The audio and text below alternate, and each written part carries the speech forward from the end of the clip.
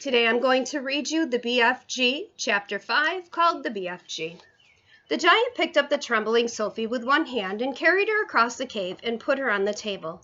Now he really is going to eat me, Sophie thought. The giant sat down and stared hard at Sophie. He had truly enormous ears. Each one was as big as the wheel of a truck, and he seemed to be able to move them inwards and outwards from his head as he wished. "I is hungry," the giant boomed. He grinned, showing massive square teeth. The teeth were very white and very square, and they sat in his mouth like huge slices of white bread. "Please don't eat me," Sophie stammered.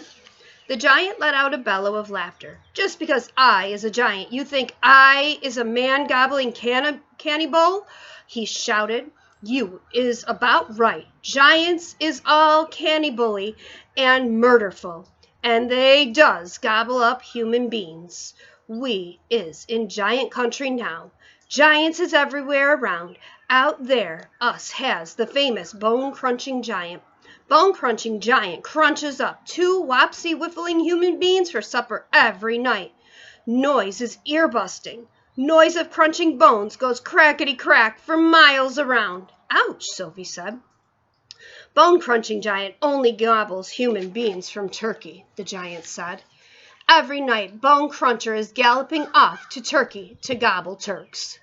Sophie's sense of patriotism was suddenly so bruised by this remark that she became quite angry. "Why Turks?" she blurted out. "What's wrong with the English?" "Bone-crunching giant says Turks is tasting ever so much juicier and more scrumdiddlyumptious. Bone Cruncher says Turkish human beings has a glamoury flavor. He says Turks from Turkey is tasting like turkey." "I suppose they would," Sophie said. "Of course they would," the giant shouted. "Every human being is diddly indifferent. Some is scrumdiddlyumptious and some is ucky slush. Greeks is full of ucky slush. No giant is ever eating Greeks." "Why not?" Sophie asked. "Greeks from Greece is all tasting greasy," the giant said. "I imagine that's possible too," Sophie said. She was wondering with a bit of tremble what all this talking about eating people was leading up to. Whatever happened, she simply must play along with this peculiar giant and smile at his jokes. But were they jokes? Perhaps the great brute was just working up an appetite by talking about food. "As I am saying," the giant went on, "all human beings is having different flavors. Human beings from Panama is tasting very strong of hats." "Why hats?" Sophie said. "You is not very clever," the giant said, moving his great ears in and out.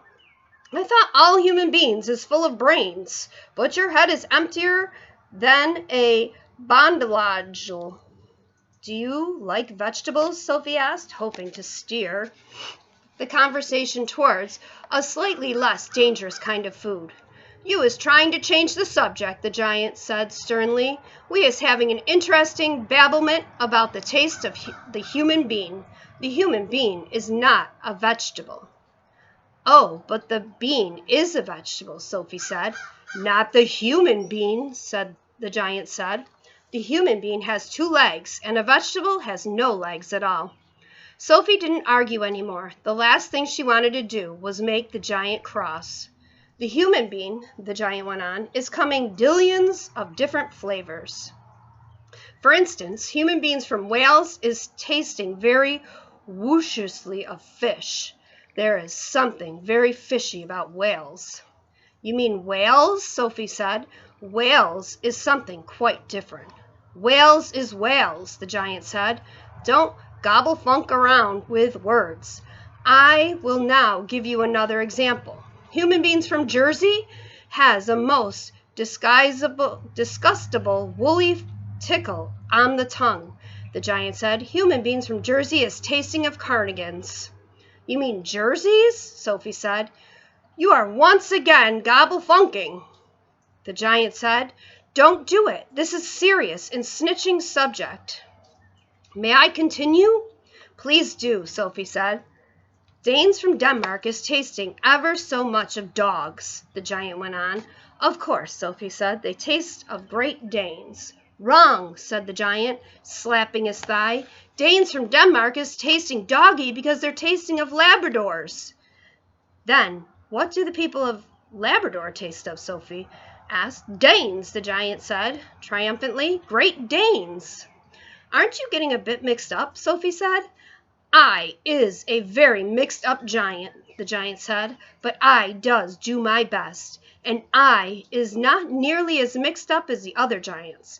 I know one who gallops all the way to Wellington for his supper.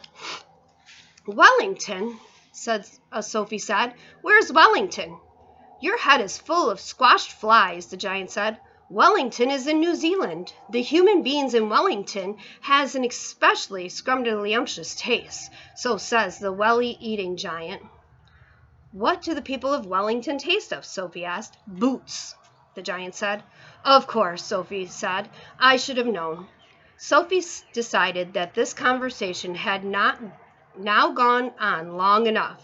If she was going to be eaten, she'd rather get it over and done with right away than be kept hanging around any more.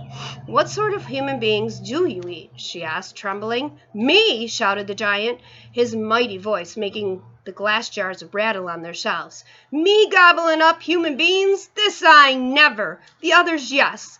All the others is gobbling them up every night, but not me. I is a freaky giant. I is a nice and jumbly giant. I is the only nice and jumbly giant in giant country.